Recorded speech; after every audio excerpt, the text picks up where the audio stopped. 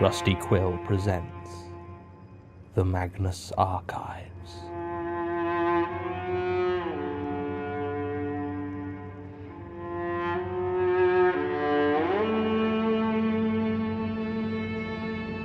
Episode 1, Anglerfish.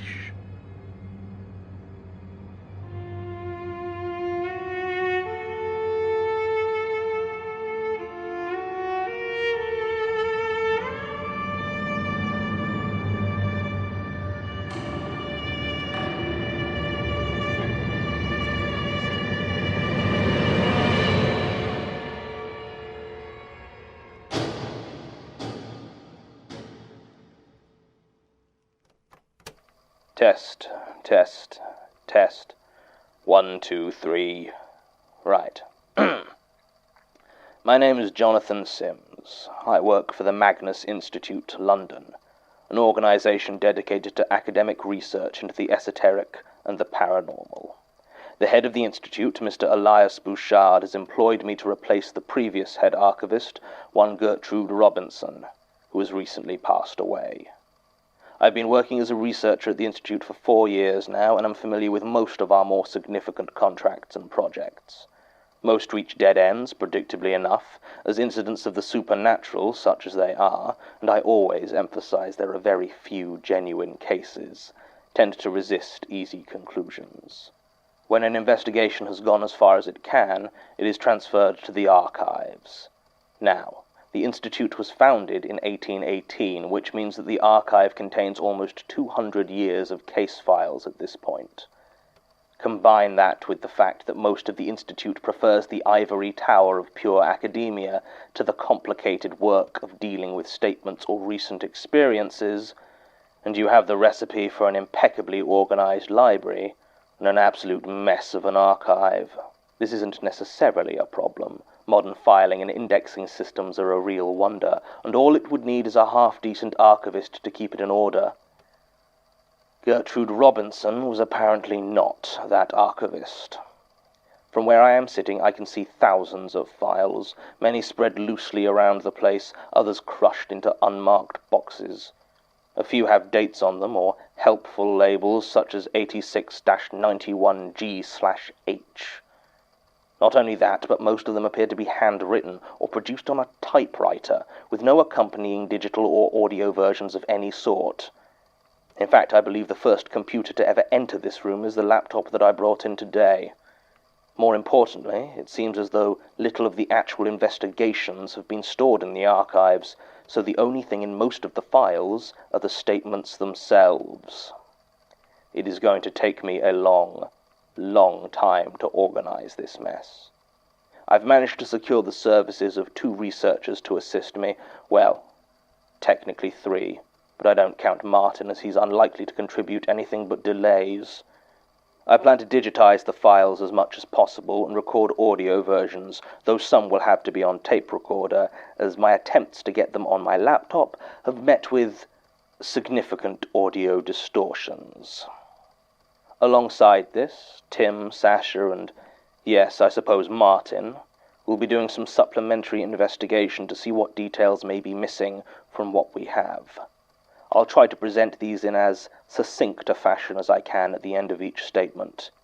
I can unfortunately promise no order in regards to date or theme of the statements that are recorded, and can only apologize to any future researcher attempting to use these files for their own investigations.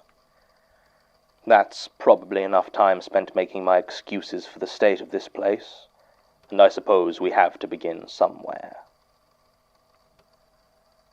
Statement of Nathan Watts regarding an encounter on Old Fish Market Close, Edinburgh. Original statement given April 22nd, 2012. Audio recording by Jonathan Sims, head archivist of the Magnus Institute, London. Statement begins.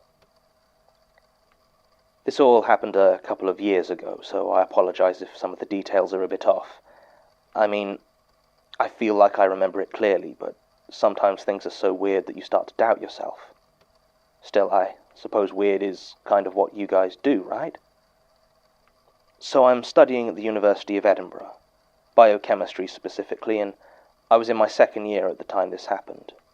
I wasn't in any sort of university accommodation at this point and was renting a student flat down in Southside with a few other second years.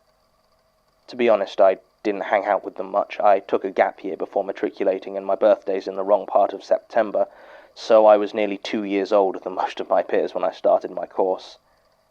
I got on with them fine, you understand, but I tended to end up hanging out with some of the older students. That's why I was at the party in the first place. Michael Macaulay, a good friend of mine, had just been accepted to do a master's degree in Earth Sciences, so we decided a celebration was in order. Well, maybe party isn't quite the right word. We just kind of invaded the Almanac down on the Royal Mile and drank long enough and loud enough that eventually we had the back area to ourselves. Now, I don't know how well you know the drinking holes of Edinburgh, but the Almanac has a wide selection of some excellent single malts, and I may have slightly overindulged. I have vague memories of Mike suggesting I slow down, to which I responded by roundly swearing at him for failing to properly celebrate his own good news, or words to that effect. Long story short, I was violently ill around midnight and made the decision to walk the route home. It wasn't far to my flat, maybe half an hour if I'd been sober, and the night was cool enough that I remember having a hope that the chill would perk me up some. I headed for the Cowgate, and the quickest way to get there from the Royal Mile is down Old Fish Market Close. Now, I'm sure you don't need me to tell you that there are some steep hills in Edinburgh, but Old Fish Market Close is exceptional, even by those standards. At times it must reach a 30 or 40 degree angle, which is hard enough to navigate when you don't have that much scotch inside you. As I have mentioned, I had quite a lot, so it probably wasn't that surprising when I took a rather nasty tumble about halfway down the street. In retrospect, the fall wasn't that bad compared to what it could have been, but at the time it really shook me up and left me with some nasty bruises. I picked myself up as best I could, checked I hadn't seriously injured myself, no broken bones or anything, and decided to roll a cigarette to calm myself. That was when I heard it. "Can I have a cigarette?" I was startled out of my thoughts by the words, as I thought I had been alone. Quickly trying to compose myself and looking around, I noticed a small alleyway on the opposite side of the street. It was very narrow and completely unlit, with a short staircase leading up. I could see a light fixture a little way up the wall at its entrance, but it either wasn't working or wasn't turned on, meaning that beyond a few steps the alley was shrouded in total darkness.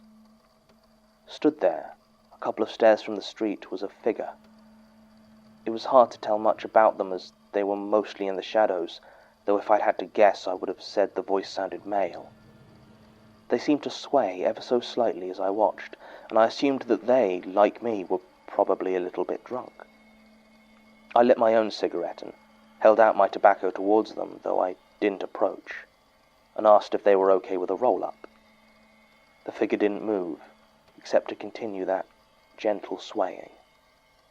Writing it down now, it seems so obvious that something was wrong. If I hadn't been so drunk, maybe I'd have noticed quicker, but even when the stranger asked the question again, "Can I have a cigarette?" utterly without intonation, still I didn't understand why I was so uneasy. I stared at the stranger, and as my eyes began to adjust, I could make out more details. I could see that their face appeared blank, expressionless, and their skin seemed damp and slightly sunken, like they had a bad fever. The swaying was more pronounced now, seeming to move from the waist side to side, back and forth.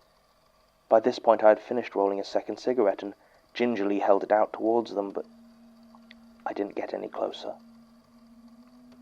I had decided that if this weirdo wanted a cigarette, they were going to need to come out of the creepy alleyway. They didn't come closer, didn't make any movement at all, except for that damn swaying. For some reason the thought of an anglerfish popped into my head. The single point of light dangled into the darkness, hiding the thing that lures you in. "Can I have a cigarette?" It spoke again in the same flat voice, and I realized exactly what was wrong. Its mouth was closed, had been the whole time. Whatever was repeating that question, it wasn't the figure in the alleyway. I looked at their feet and saw that they weren't quite touching the ground. The stranger's form was being lifted ever so slightly and moved gently from side to side. I dropped the cigarette and grabbed for my phone, trying to turn on the torch.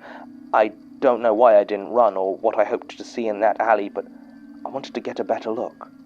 As soon as I took out my phone, the figure disappeared. It sort of folded at the waist and vanished back into the darkness, as if a string had gone taut and pulled it back. I turned on the torch and stared into the alley, but I saw nothing. Just silence and darkness. I staggered back up to the Royal Mile, which still had lights and people, and found a taxi to take me home. I slept late the next day. I'd made sure I didn't have any lectures or classes, as I had intended to be sleeping off a heavy night of drinking, which I guess I was, although it was that bizarre encounter that kept playing in my mind. And so, after making my way through 2 liters of water, some painkillers, and a very greasy breakfast, I felt human enough to leave my flat and go to investigate the place in daylight. The result was unenlightening. There were no marks, no blood stains, nothing to indicate that the swaying figure had ever been there at all. The only thing I did find was an unsmoked Marlboro Red cigarette, lying just below the burned-out light fixture. Beyond that, I didn't really know what to do. I did as much research as I could on the place, but couldn't find anyone who'd had any experience similar to mine, and there didn't seem to be any folklore or urban legends I could find out about Old Fish Market Close. The few friends I'd told about what happened just assumed I'd been accosted by some stranger, and the alcohol had made it seem much weirder than it was. I tried to explain that I'd never had hallucinations while drunk, and that there was no way this guy had just been a normal person. But they always gave me one of those looks, halfway between pity and concern, and I'd shut up. I never did find out anything else about it. But a few days later I saw some missing person appeals go up around campus. Another student had disappeared. John Fellows his name was, though I didn't really know the guy and couldn't tell you much about him, except for 2 things that struck me as very important. He'd been at that same party and, as far as I remembered, had still been there when I left. The other was just that, well, on the photo they'd used for his missing persons appeal, I couldn't help but notice that there was a pack of Marlboro Red cigarettes poking out of his pocket. I haven't quit smoking, but I do find that I take a lot more taxis now if I find myself out too late.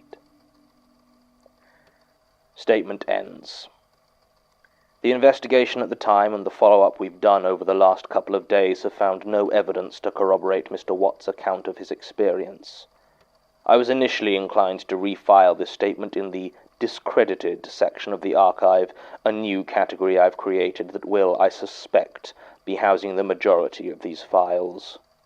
However, Sasha did some digging into the police reports of the time, and it turns out that between 2005 and 2010, when Mr. Watt's encounter supposedly took place, there were 6 disappearances in and around the Old Fish Market Close. Jessica McEwen in November 2005, Sarah Baldwin in August 2006, Daniel Rawlings in December of the same year, then Ashley Dobson and Megan Shaw in May and June of 2008. Then finally, as Mr. Watts mentioned, John Fellows in March 2010. All 6 disappearances remain unsolved. Baldwin and Shaw were definitely smokers, but there's no evidence either way about the others, if they're even connected. Sasha did find one other thing, specifically in the case of Ashley Dobson. It was a copy of the last photograph taken by her phone and sent to her sister Siobhan. The caption was, "Check out this drunk creeper, LOL." But the picture is of a darkened, apparently empty alleyway, with stairs leading up into it. It appears to be the same alleyway which Mr. Watts described in his statement, the one that, according to maps of the area, leads to Tron Square. But there doesn't seem to be anyone in the photograph at all. Sasha took the liberty of running it through some editing programs, though, and increasing the contrast appears to reveal the outline of a long, thin hand, roughly at what would be waist level on a male of average height. I find it oddly hard to shake off the impression that it's beckoning. End recording.